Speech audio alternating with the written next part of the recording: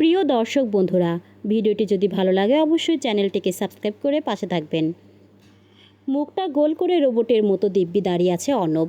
তাসদির অপ্রস্তুত ভঙ্গিতে পাঞ্জাবির কলারটা টানলো আরেকবার, কেশে গলা ঝাড়ল। অস্বস্তিতা ঢাকতে চেহারায় গম্ভীর ভাবটা ফিরিয়ে আনতে চাইল খুব করে।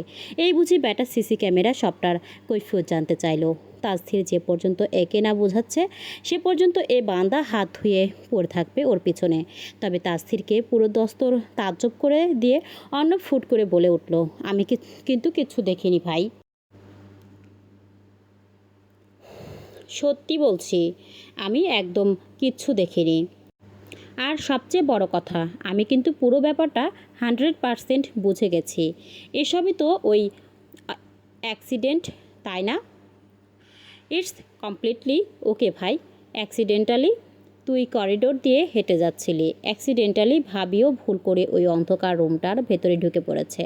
আর ঠিক তখনই পথ ভুল করে অ্যাক্সিডেন্টলি তুইও ওই একই রুমে গিয়ে উপস্থিত হয়েছিস। তারপর হাওয়ার ধাক্কায় ধুম করে অ্যাক্সিডেন্টলি রুমের দরজাটাও লক হয়ে গেছে। আর আমি তো ভাই নিছক একজন পথচারী। অ্যাক্সিডেন্টলি এই জুসের গ্লাস হাতে একদম সঠিক সময়ে এখানে এসে দাঁড়িয়ে পড়েছে। It was just a chain of accidents, right? অর্ণবের এরূপ বাক্য ভ্যাবাচাকা খেল তাসদির। পরক্ষণেই নিজের ভরকে যাওয়া চেহারাটা সামলে চল শক্ত করল। এর সঙ্গে আপাতত একই জায়গায় থাকা মানেই বিপদ। তাই সামনের দিকে পা বাড়ালো তাসদির। যেতে যেতে অর্ণবের উদ্দেশ্য হাঁক ছাড়ল গজগজিয়ে। রাস্কেল দাঁড়ালো না তাসদির। দীর্ঘ ভারী পদক্ষেপে গজগজ করতে করতে করিডোর পেরিয়ে অন্যদিকে চলে গেল। তাসদির যেতেই সেখানে ধীর পায়ে হেঁটে এলো ফাহিম। এক বন্ধুর চলে যাওয়ার দিকে আরেক বন্ধুকে হাঁ করে তাকিয়ে থাকতে দেখে ফাহিম কপালে ভাঁজ ফেলে জিজ্ঞেস করলো, কী রে, তুই এভাবে হাঁ করে ওর দিকে এভাবে আহাম্মকের মতো তাকিয়ে আছিস কেন? আর তাসদির অত রাগে গজগজ করতে করতে গেল কেন? কি বলেছিস তুই ওকে? অর্ণব গ্লাসের অবশিষ্ট জুসটুকু এক নিঃশ্বাসে গিলে নিল। মিটিমিটি হেসে জবাব দিল, আর বলিস না রে ফাহিম, একটু আগে জীবনের সবচেয়ে ঐতিহাসিক একটা অ্যাক্সিডেন্ট সচক্ষে দেখে ফেললাম। ফাহিম আরও বেশি বিভ্রান্ত হয়ে কপাল কুঁচকাল। মানে কিসের আবোল তাবোল বকছিস তুই আবার? অর্ণব আর কোনো ব্যাখ্যাই গেল না।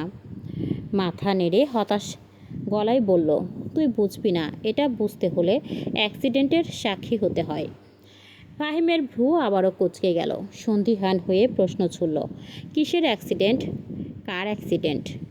অর্ণব গলা নামিয়ে বলল, এক অ্যাক্সিডেন্টাল হিটলারের চরম অ্যাক্সিডেন্টাল রোমান্স। ফাহিম কিছুক্ষণ বোকার মতো তাকিয়ে রইল। মানে কি বলছিস? কিসের অ্যাক্সিডেন্ট? রোমান্সের অ্যাক্সিডেন্ট। রোমান্স এর আবার অ্যাক্সিডেন্ট হয় নাকি? অর্ণব গম্ভীর হয়ে মাথা নাড়ল। বলল, হয়। একমাত্র আমাদের হিটলার কমান্ডার তাসদির সিদ্দিক আজানের জীবনে হয়। তুই কি কিছু দেখেছিস নাকি না দেখেই উল্টাপাল্টা বকছিস? অর্ণব খুব আত্মবিশ্বাসের সঙ্গে বলল, আমি একজন প্রত্যক্ষদর্শী ভাই, একদম নিজ চোখে ধরেছি শালাকে। শুধু একবার প্রমাণটা হাতে পাই, এরপর হাতে নাতে ধরবো খচ্চরটাকে। এই বলে জুসের গ্লাসটা ফাহিমের হাতে গুঁজে দিয়ে অর্ণব গম্ভীর মুখে অন্যদিকে হাঁটা দিল। ফাহিম হাতে জুসের গ্লাস নিয়ে হতবম্ব হয়ে দাঁড়িয়ে রইল অর্ণবের পথে। বিড়বিড় করলো, এই শালা আবার কি দেখলো? প্রিয়ন্তী যখন আসলো দেখলো মিতালিকে ঘিরে বসে আছে নুসরাত, মাহিয়া সহ ওর সব মেয়ে কাজিনরা। প্রিয়ন্তী থমকে দাঁড়ালো অপলক। মিতালি অবশ্য দিব্যি স্বাভাবিক, ঠোঁটের কোণে মিষ্টি হাসি ঝুলিয়ে এক একজনের প্রশ্নের উত্তর দিচ্ছে। প্রিয়ন্তী এগিয়ে আসতেই নুসরাত সবার আগে ওকে ডাকলো, এই যে প্রিয়, তুইও আয়, তোর ভাবিকে নিয়ে কিন্তু আজকে আমাদের অনেক অভিযোগ আছে। প্রিয়ন্তী অবাক হয়ে কাছে এসে বসল। শুষ্ক কণ্ঠে জানতে চাইল, কী অভিযোগ?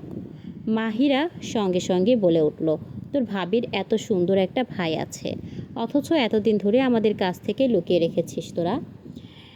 এসব কি মানা যায় বল? নুসরাত উৎসাহ নিয়ে বলল, সত্যি? আর তুইও বলিসনি আমাদের? এত হ্যান্ডসাম একটা বেয়াই আমাদের, ভাবতেই তো কেমন কেমন লাগছে। ভাইয়া কি সত্যিই কমান্ডার? ভাবি নেভিতে। হুম উফ, কাজিনদের এই হইচই আর ব্যাকুলতা দেখে মনে মনে ফুঁসে উঠল প্রিয়ন্তী। মুখ ফুটে কিচ্ছু বলতেও পারছে না। ননদের এহেন অবস্থায় ঠোঁট টিপে মিটিমিটি হাসছে মিতালি। ওদের এক একজনের এক এক রকম উসখুস ভাব দেখে মনে মনে বেশ মজা পাচ্ছে ও। আর চোখে বারবার প্রিয়ন্তীর দিকে তাকাচ্ছে। নুসরাত চট করে মিতালির একদম কাছে ঝুঁকে আসলো, মিষ্টি গলায় বলল, ভাবি শোনো না, তোমার কমান্ডার ভাইটা কি সিঙ্গেল এখনও? মানে ওনার কি কোনো পছন্দ টছন্দ আছে নাকি খালি মাঠ?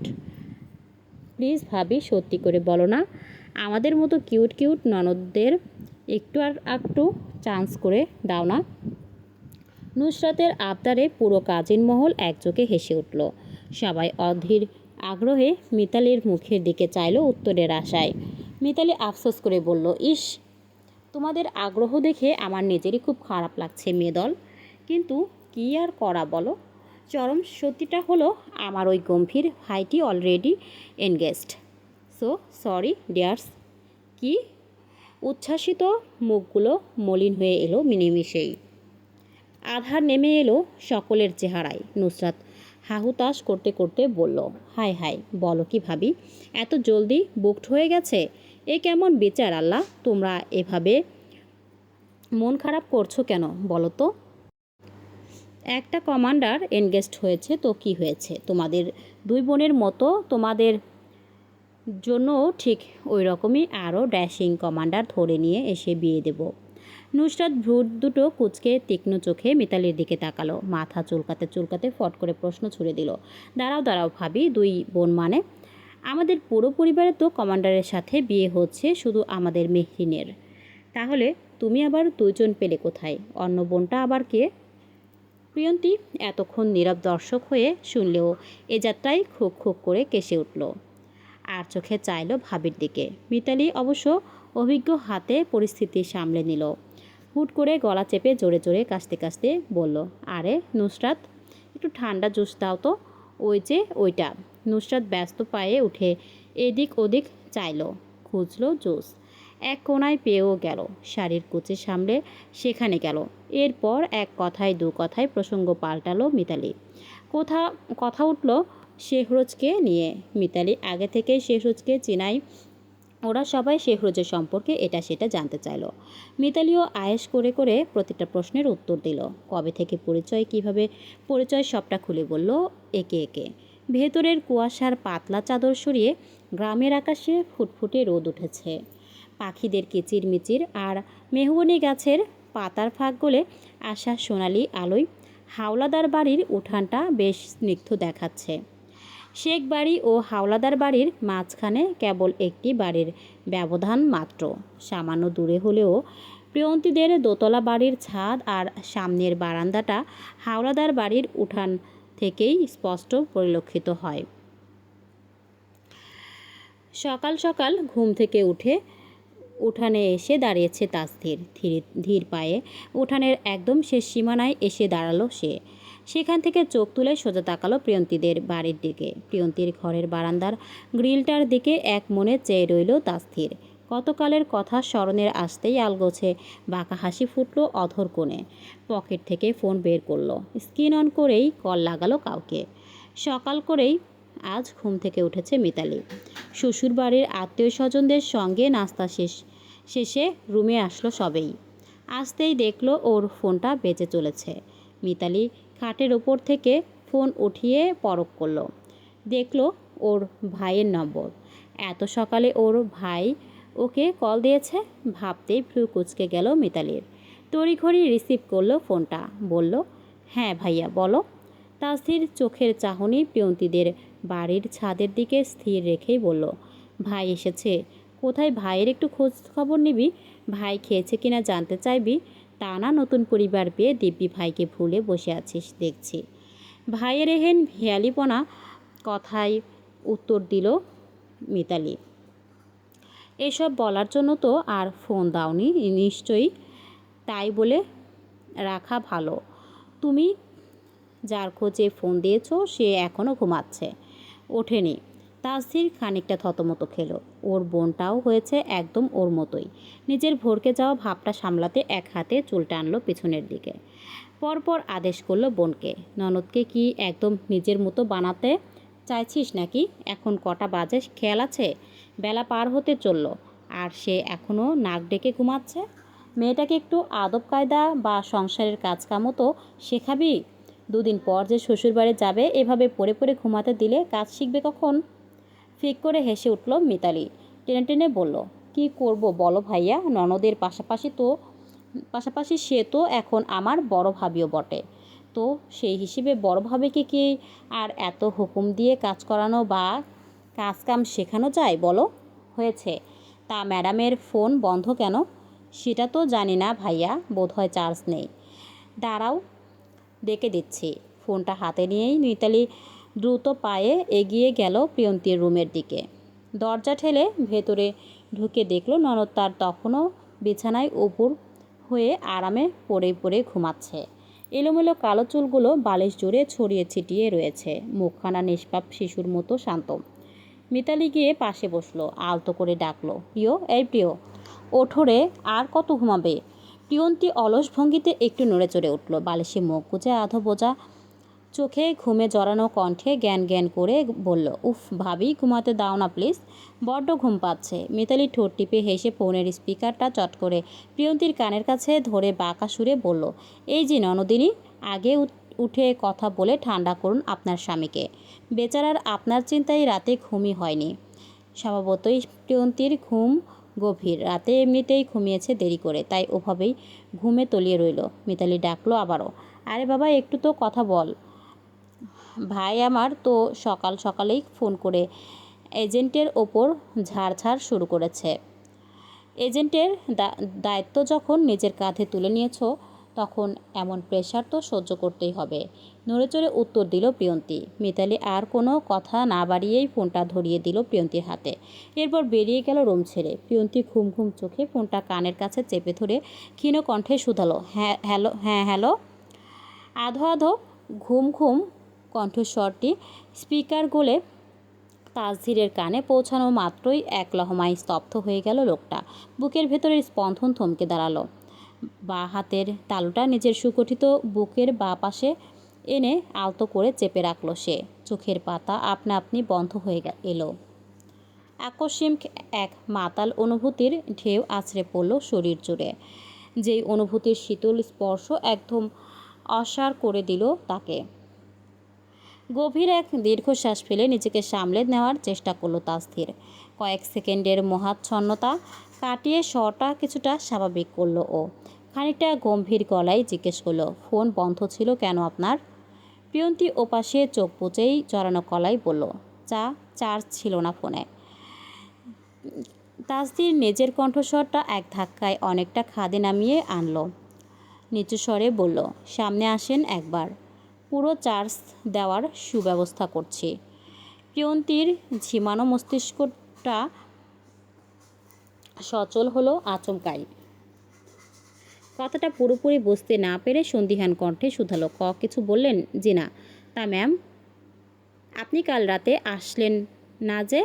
এই যে একের পর এক আমার হুকুম অমান্য করে নিজের শাস্তির পরিমাণটা অনবরত বাড়াচ্ছেন।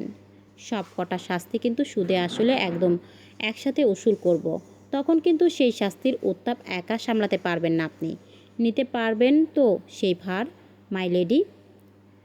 মিয়ে এলো প্রিয়ন্তী। গায়ে জড়ানো কাঁথাটা খামচে ধরল হাতে, বুকটা ধরাস ধরাস করে কেঁপে উঠল। মারাত্মক ইতস্তত বোধ করলো ও।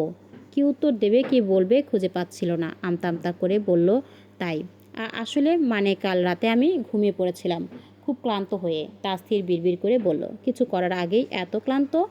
জি কিছু বললেন? জি না। বারান্দায় আসুন তো। কেন? হেলিকপ্টার নিয়ে আপনার জন্য অপেক্ষা করছি, তুলে নিয়ে যাব তাই। প্রিয়ন্তী বেঙ্গালো মনে মনে, উঠে দাঁড়ালো। এরপর ফোনটা কানে ধরে তড়িঘড়ি বিছানা ছাড়ল। ওড়নাটা খুঁজে নিয়ে গায়ে ভালো করে জড়িয়ে নিয়ে গিয়ে দাঁড়ালো বারান্দায়। হাওলাদার বাড়ির উঠানে দাঁড়িয়ে আছে তাসজির। মাঝখানে খুব একটা দূরত্ব না থাকলেও দুজনের চেহারা বোঝা যাচ্ছে না স্পষ্ট। প্রিয়ন্তী বারান্দায় দাঁড়াতেই সকালের রোদ্দুর এসে বাড়ি খেলো ওর ঘুমন্ত চেহারায়। অগোছালো এলোমেলো চুল, ফোলা ফোলা গাল, ঘুম ঘুম চোখের প্রিয়ন্তীকে দেখে মন্ত্রমুগ্ধর ন্যায় চেয়েই রইল তাসফির। এমন অবস্থায় মেয়েটাকে আর আগে কখনো দেখেনি সে। তাসফিরের গায়ে ছিল একটা মব কালারের পোলো টি শার্ট, সাথে এডিডাস এর একটা কালো ট্রাউজার।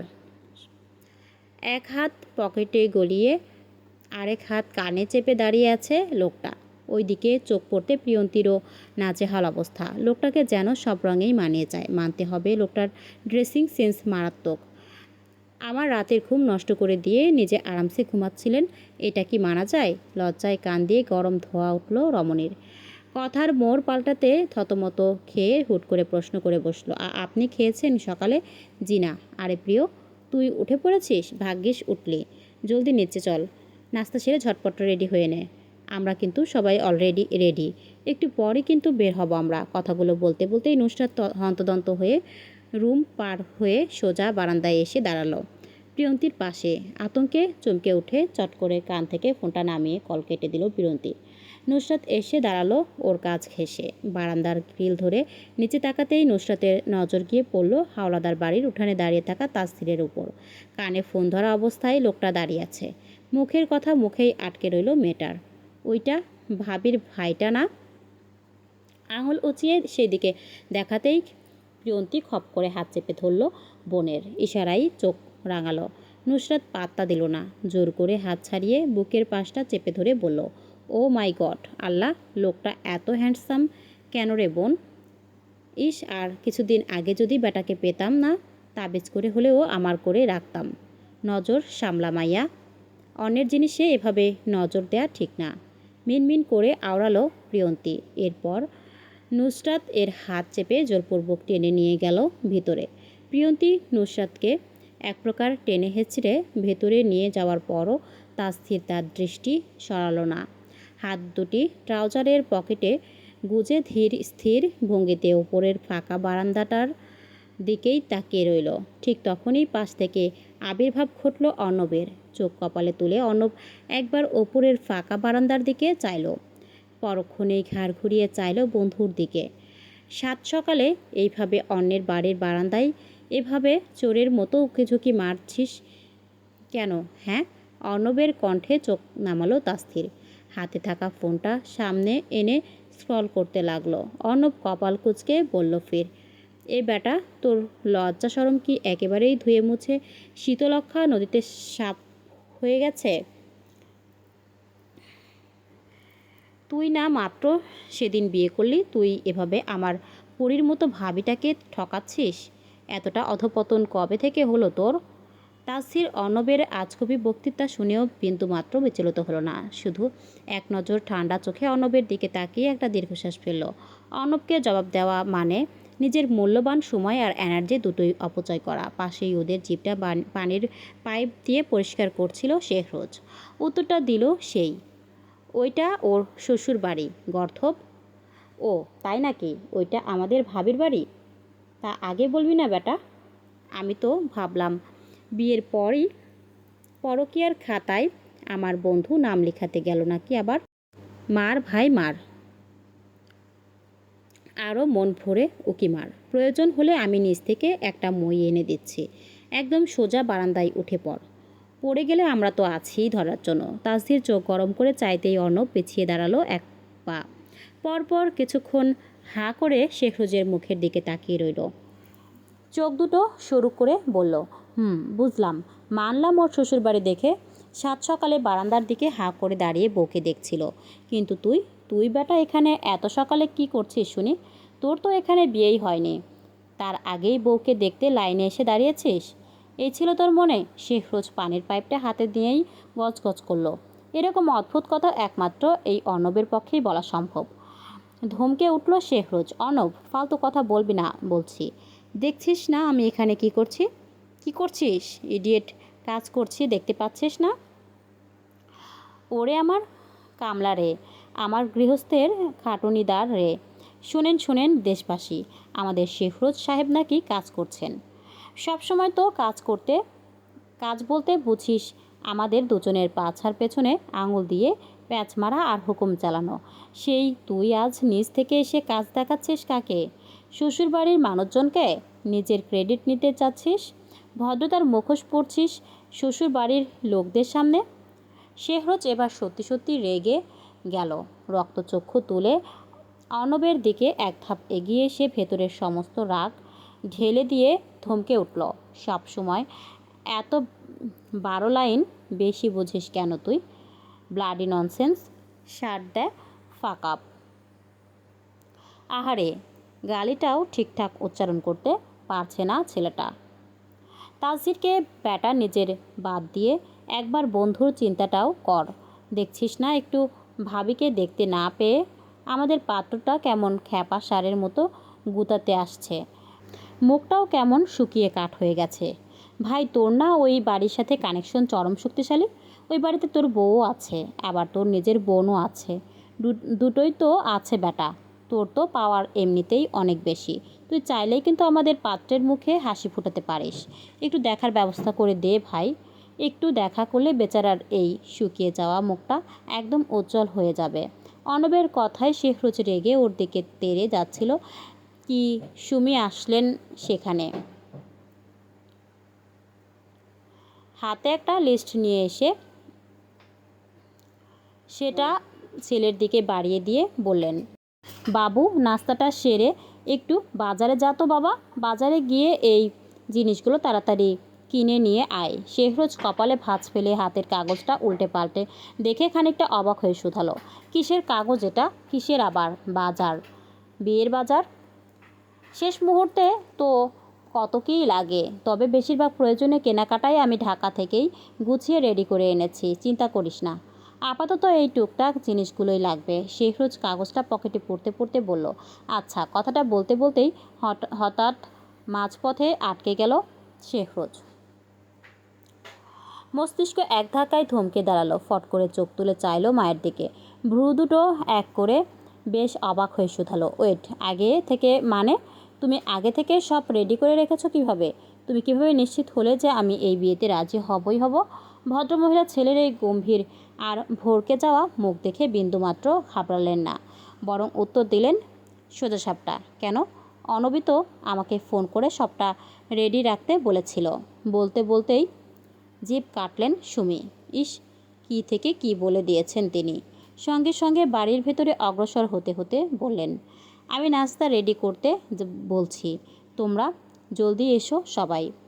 ওদিকে অনবের কণ্ঠ শুকিয়ে এলো। শুকিয়ে যাওয়া মুখটা আরও করুণ হলো যখন দেখলো শেহরজ ওর দিকে চেয়ে আছে। চোখ দুটো গোল গোল করে শুকনো একটা ঢোক গিলল অর্ণব।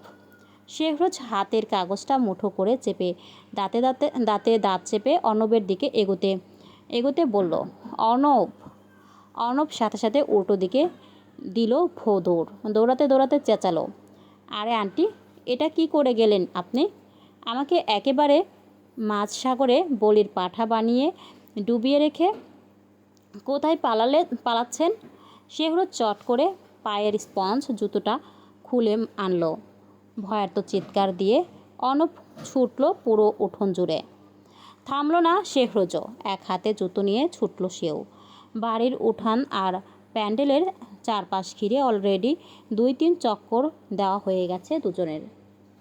হাঁপাতে হাঁপাতে 3 নম্বর চক্কর দেওয়ার সময় অর্ণব নিজের প্রাণ বাঁচাতে চিৎকার করে উঠল, আরে শেহরজ্জা রে, কসম খোদার, এতে আমার কোনো দোষ নেই, আমি কিচ্ছু জানি না। এসব চিপা বুদ্ধি আমার মাথা থেকে বের হয়নি। এসব শয়তানি প্লাগইন বের হয়েছে ওই শালা হিটলারের মাথা থেকে। ওই বেটা আমাকে যা করতে বলেছিল আমি তো ভাই শুধুই হুকুমের গোলাম হয়ে তাই করেছি। এতক্ষণ শান্ত হয়ে দাঁড়িয়ে দেখছিল তাসথির। নিজের নাম শুনতেই খানিকটা নড়েচড়ে দাঁড়ালো।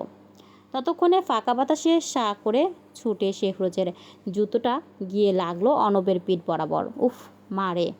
অর্ণব ব্যথায় কোকিয়ে উঠলেও দৌড়ানো থামালো না। তবে পেছনে তাকিয়ে যখন দেখলো শেহরজ এক জায়গায় থমকে দাঁড়িয়ে পড়েছে, তখন ও হাঁপাতে হাঁপাতে এক হাতে নিজের পিঠটা ডলতে ডলতে থামল। বিড়বিড় করে চরম ব্যথাতুর গলায় বলে উঠল, কি নিশানা রে ভাই? অলিম্পিকে পাঠালে তো সোনার মেডেল নিয়ে আসতিস। শেহরজ কপাল কুঁচকে ধীরে ধীরে ঘুরে দাঁড়ালো। সন্দিহান করা নজর গিয়ে পড়ল তাসথিরের ওপর। ওদিকে তাসথিরের ভাবখানা এমন যেন সে কিছুই জানে না, কিছু করেনি কিছুই। শেহরজ বিমর্ষ কণ্ঠে বলল, আজান। তুইও। ঠিক তখনই ভিতর থেকে হাই তুলতে তুলতে ধীর পায়ে বেরিয়ে এলো ফাহিম। ভিতর থেকে বেরিয়ে আসা ফাহিমের হাতখানা সপাটে চেপে ধরে তাড়া দিয়ে বলল, তাসথির। আরে ফাহিম, এসেছিস তুই? এতক্ষণ ধরে তো তোর অপেক্ষাই করছিলাম। আয় আয়, জলদি আয়, নাস্তা একদম ঠান্ডা হয়ে যাচ্ছে। আন্টি কতক্ষণ ধরে ডাকছেন, জলদি চল, জলদি। ফাহিমকে কিছু বলতে না দিয়ে ছেলেটাকে হলুস্তুরের মতো টেনে নিয়ে ছুটল ভিতরে। শেহরজ থমকে দাঁড়িয়ে রইল। অর্ণব মাটিতে পড়ে থাকা শেহরজের জুতোটা তুলে এনে রাখলো বন্ধুর পায়ের কাছে। নিজের পেটটা শেহরজের দিকে ঘুরিয়ে অত্যন্ত আকুল গলায় আর্জি জানালো, একটু ডলে দে না ভাই, সত্যি বলছি খুব লেগেছে। অর্ণব এক ধমকেই সোজা হয়ে দাঁড়ালো, পা বাড়ালো বাড়ির ভিতরে। যেতে যেতে বলে গেল, এখন তো আমাদের সহ্য হবে না। ভালো কাজের দাম নাই বুঝলি। দেখব নে, বিয়েটা হতে না হতেই বউ নিয়ে বাসর ঘরে ঢোকার জন্য এক পায়ে খাড়া হয়ে উঠে পড়ে লাগবি তখন শালা এর শোধ তুলব অক্ষরে অক্ষরে। ভিডিওটি কেমন লাগলো অবশ্যই কমেন্ট করে জানাবেন। ভালো লাগলে লাইক, কমেন্ট, শেয়ার এবং সাবস্ক্রাইব করে পাশে থাকবেন। ধন্যবাদ।